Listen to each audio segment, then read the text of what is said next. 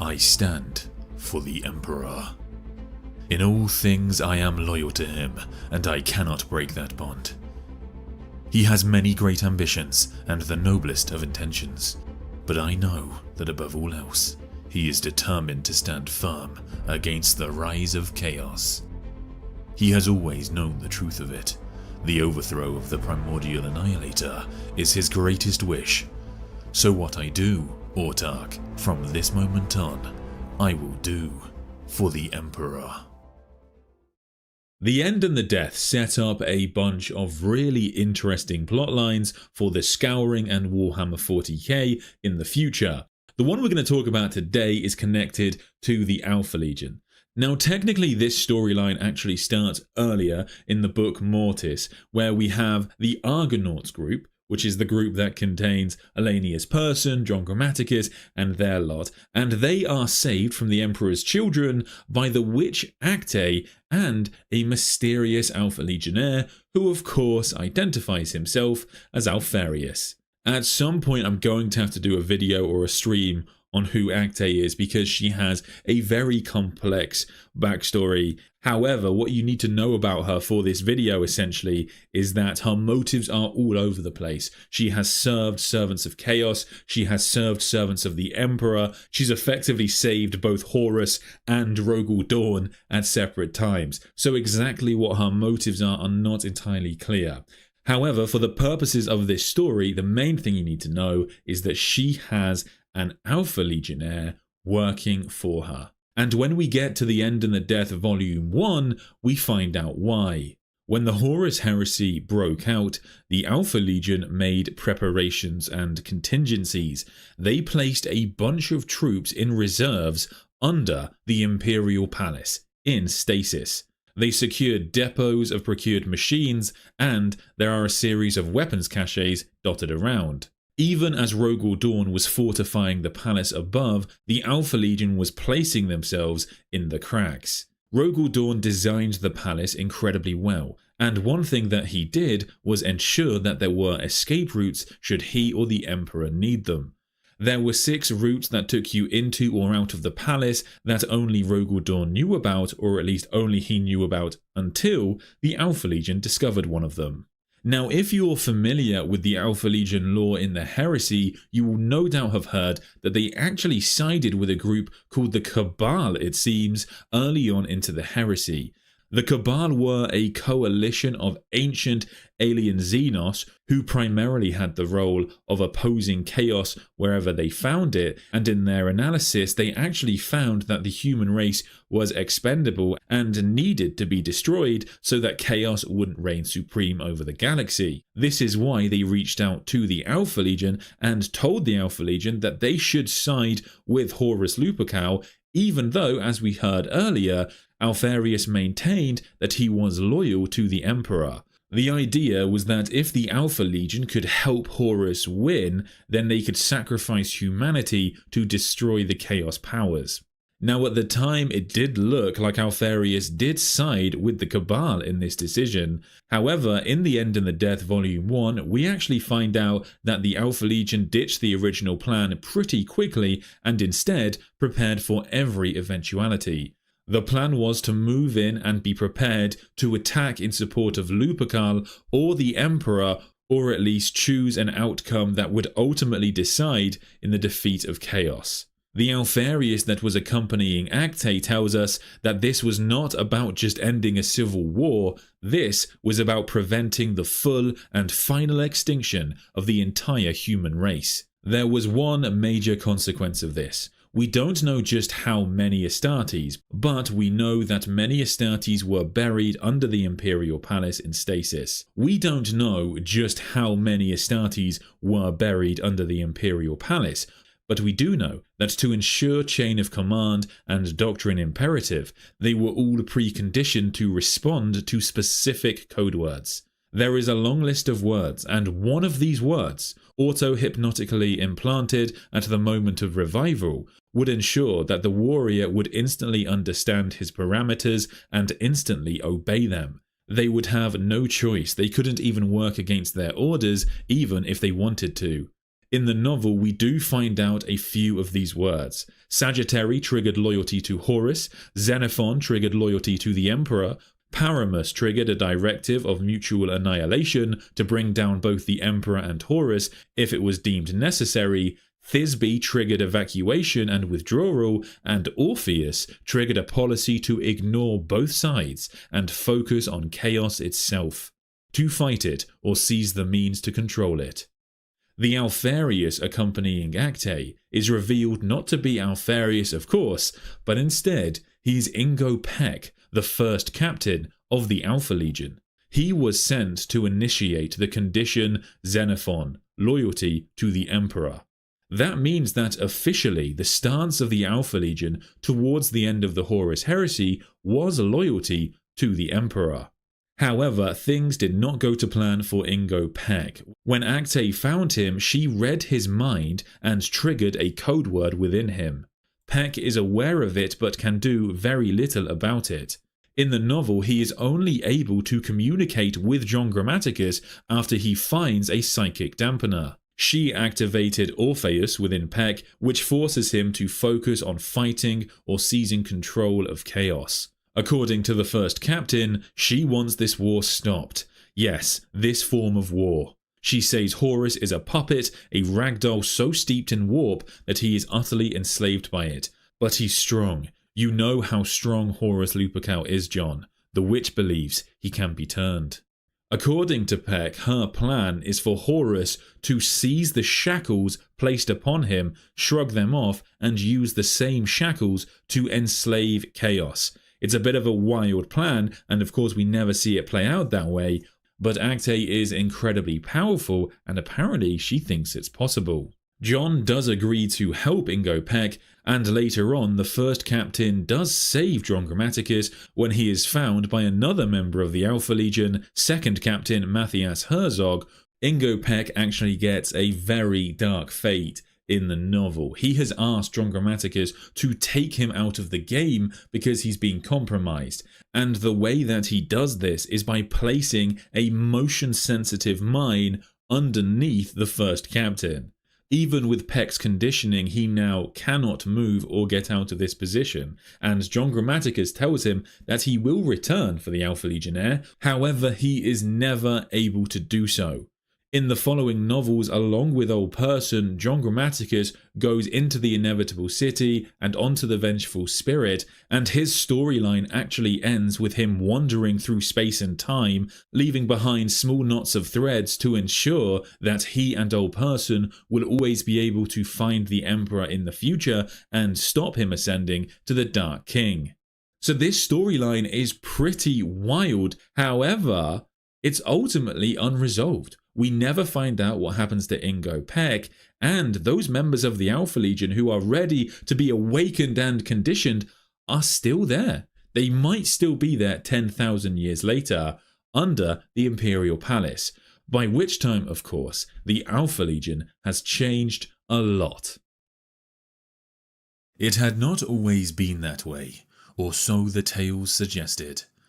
In the era of the Primarchs, before the Horus heresy began, Alpharius Omegon had known the full extent of the Alpha Legion's operations, and had coordinated it across the galaxy.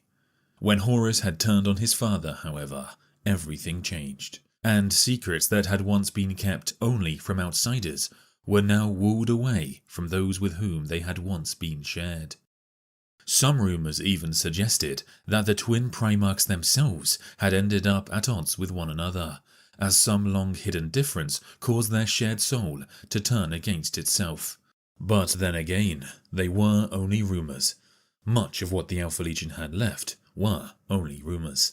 Some of the Legion said Alpharius had been killed in the Battle of Pluto, others that he had been killed on Escrador. Some said one or other event had been Omegon instead. Some deliberately obtuse fools even denied that either incident had seen the end of a Primarch's life, and that either or both of the twins were still alive somewhere in the galaxy, watching and waiting, or subtly guiding events in the pursuit of some unknown plan. After Escrador, the Legion had splintered, not in the manner of a shattering glass, but of a fragmentation round entering a body. Each piece dug into the flesh of the Imperium, and stopping and removing one would do nothing to affect the progress of the others. But the splinters were, by the same token, no longer part of a unified whole. Some notable commander had presumably taken the Alpha, and another perhaps the Beta, and they had passed out of everyone's histories. There is this strong streak within the Alpha Legion of actually being loyal to the Emperor, and this is quite funny because historically it was always a bit of a meme, right? Let's just be real. The idea that maybe Omegon was loyalist and Alpharius was a traitor, but actually now we have it in the lore pretty conclusively that the Alpha Legion did have huge loyalist elements, and potentially maybe that is the end game for this legion. They are a very peculiar legion.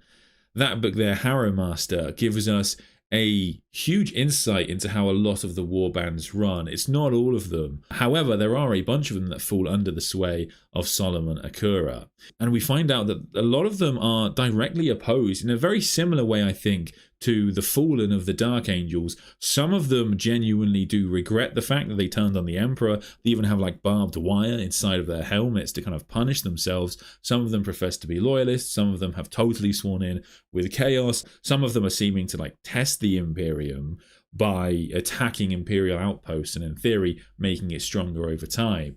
But Ingo Pech is still out there in theory. We have never found out what has happened to him.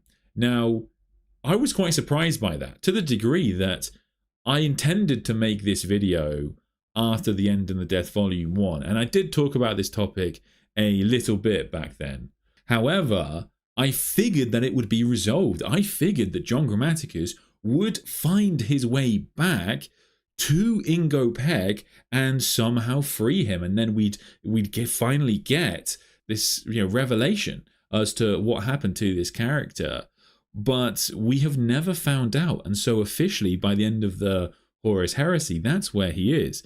Now, it's absolutely something that could be discovered in the Scouring, but it kind of makes your mind wander. There are a bunch of really interesting options for us here as to what could have happened to this character, and of course the rest of the Alpha Legionnaires who are in stasis under the Imperial Palace, who the custodians, if they discover Ingo Pech, they might find out that it's totally possible that they could awaken these Alpha Legionnaires and have a series of loyalist Alpha Legionnaires essentially. So ultimately this is a huge plot point Games Workshop has to play with in the future. In terms of what happened to Ingo Pech, a few things do come to mind. The first is there is a secretive subject known as Subject 11, which exists under the Imperial Palace, something we spoke about in the video on the two Primarchs.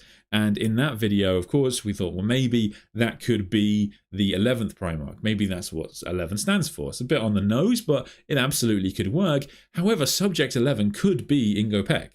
It could be Ingo Pech found by the custodians and kept in stasis under the Imperial Palace.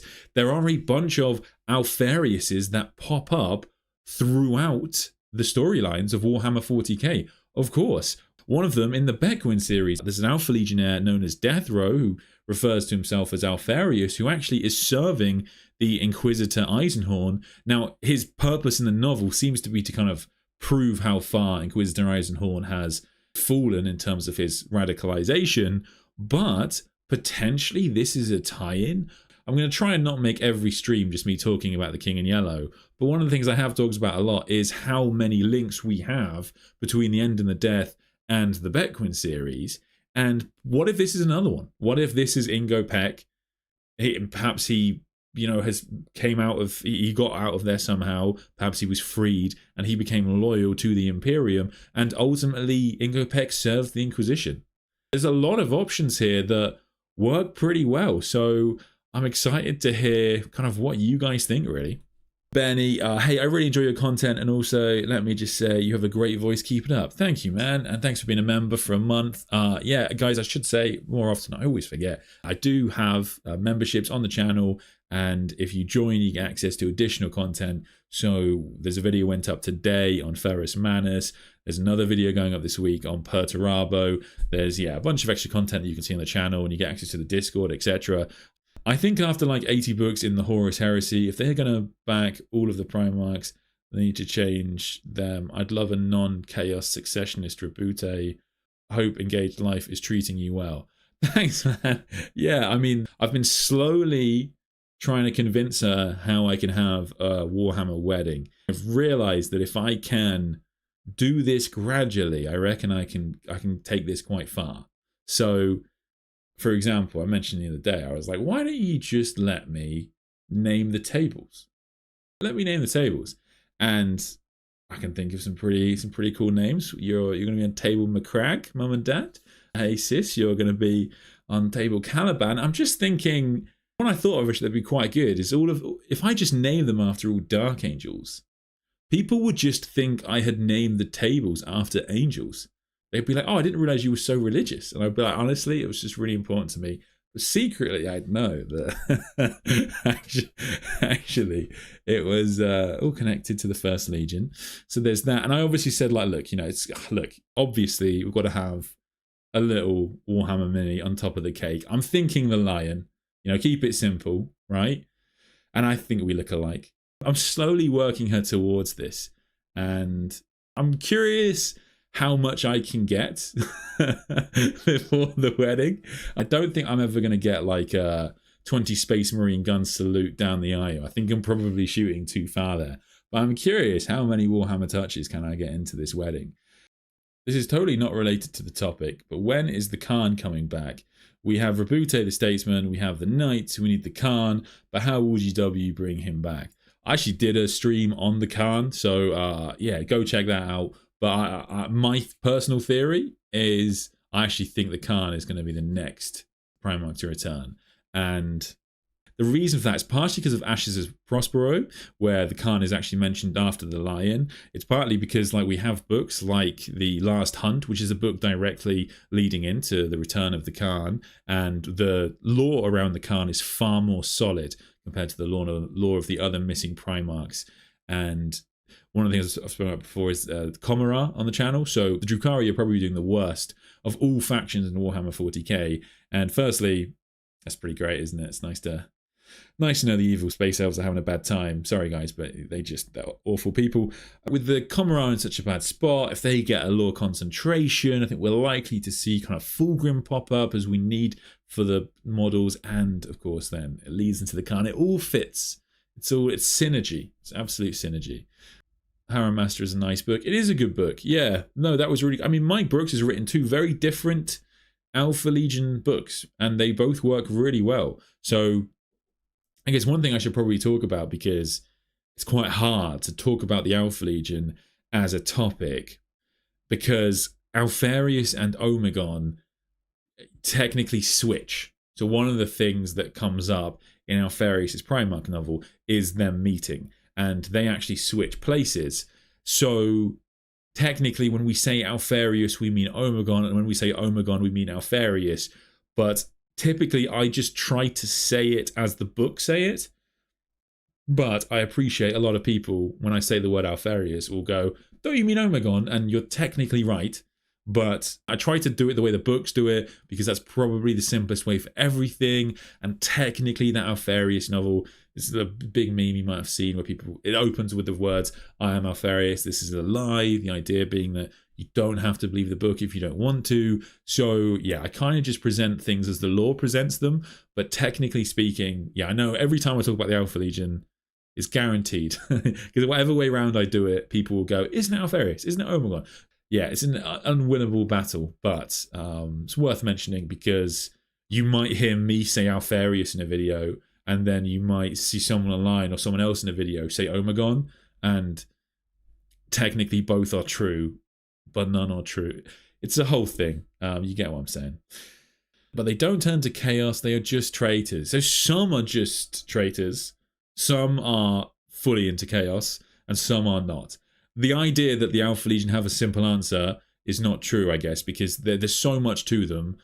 And the point of Harrow Master, one of the big themes of the book, is that even within, I think it's the Ultima Segmentum, they're split into warbands. A lot of them don't get along and they've warred with each other at times, and they have different philosophies and different beliefs in what they should do. And the part of the book is the Harrow Master uniting them. And he gets the blades of the Pale Spear, which was, I'm going to say Omegon's weapon. And so he using those, he actually kind of unites them all. But yeah, there's really not a unified point of view overall, because remember, that's not even the Harrow Master warbands. Those aren't all of the warbands. It's on the Eastern Fringe, I think those warbands are from. Just imagine a custodian wandering around the palace and stumbling upon a bunch of Alpha Legionnaires. It's a really great image, isn't it? I like to imagine that one of the custodians wanted like a soda or something. I say soda because I'm trying to appeal to an American audience. And he's like, oh, we're out. So he goes downstairs and like opens a fridge because he knows there's a second fridge downstairs. And inside of it is just a frozen Alpha Legionnaire. I want this novel in RGW. I think that would be so funny. Why would Ingo Cell be labelled Sal 11? I mean, look, that's fine, but essentially what you're asking for there is, why wouldn't Games Workshop be painfully obvious in how they write nuggets of lore? Like, obviously, it's so painful to have the 11th Primarch kept in Cell 11. Wasn't it said that he could remove the mine himself if he moved slow enough? It would take days, but doable. I don't think it's official that he can do it himself, but he might be able to. So John Grammaticus does say he'll come back for him. However, if they write into the book, oh, he got out himself and was fine, yeah, I wouldn't mind it.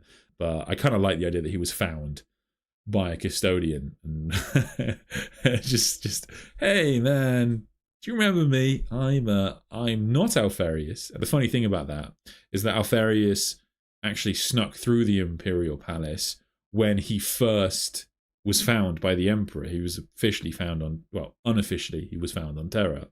And he actually does like his own version of the Blood Games, where he makes his way through the Imperial Palace. He actually kills a custodian and sneaks through. And he gets himself into a position where he's able to take out, I think it's the Emperor's ship. And so he actually gets into a position where he could assassinate the Master of Mankind, and Constantine Valder actually engages him for a bit.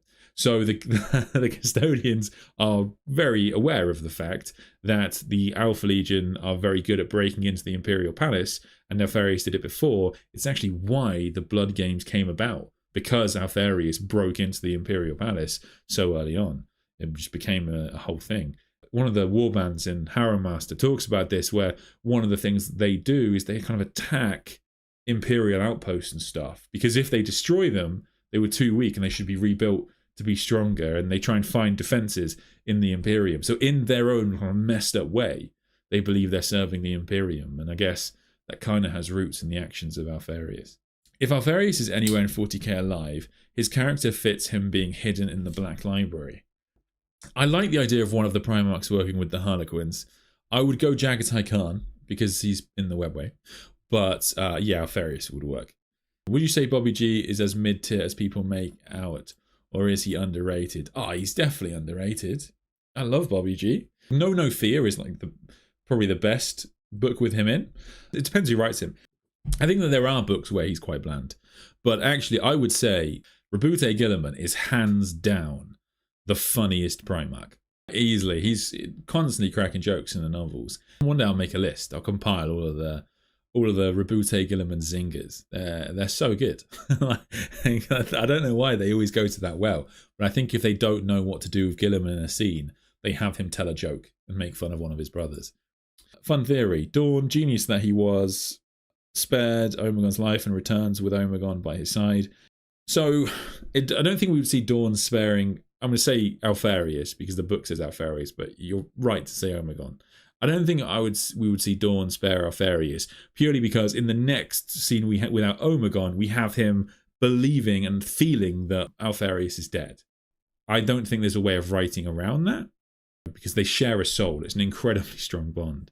I will say I can't remember the wording, but in Alpharius, Head of the Hydra by Mike Brooks, Alpharius does talk about Dawn a little bit, and essentially, I think there's you could maybe read into that potentially he sees Dawn as a bit predictable, so maybe he would have been able to predict Dawn's actions here, but it just wouldn't make sense as to why Alpharius did what he did in that novel. So, I mean, the whole novel is kind of weird in that respect. If you're not familiar, throughout Praetorian of Dawn, Alpharius kind of does everything right. All the subroutines and the teams that they work with all work together perfectly. Everyone does their job. It gets Alpharius to Dawn, and basically the purpose, it seems, is to have been trying to test the Imperium's defenses and then try and convince Dawn what they should be doing is actually, trying to focus on defeating chaos. But it's just not a great plan. I don't know. I just didn't really buy that. This is the problem with the Alpha Legion, right? This problem I have with them is that they do so much that is incredible, and they're on top of everything. There's a certain point where you get to what was the point of this, though? Why are you doing this? Finding someone who understands the Cabal is so much of an afterthought, lame as. I think that I feel like the Cabal, they originally had a different plan for them.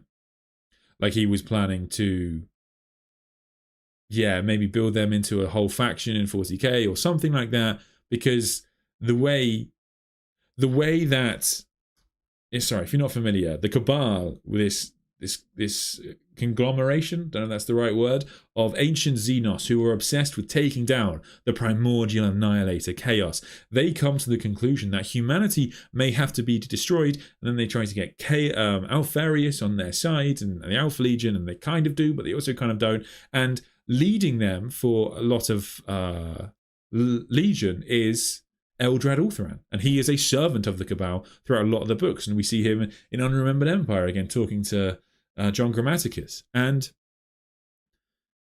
later on, Eldrad Ulthuan just changes his mind. He just goes, oh no, I've decided now that because the Cabal have now decided that humanity must be destroyed, which I already knew about, I think this is a really callous and unnecessary sacrifice, and it won't necessarily stop chaos. This is just I think it's like a ritual sacrifice, I think is the wording used in the book, and it's not actually going to necessarily do anything, so the Cabal must be destroyed. And I was just like, but didn't you figure this out earlier, Eldrad? How did you not clock onto this? They were obviously not.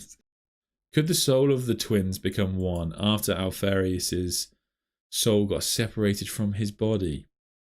That's a great question. I think so. I mean, it said that they share a soul, so I would assume that the two parts unite into one.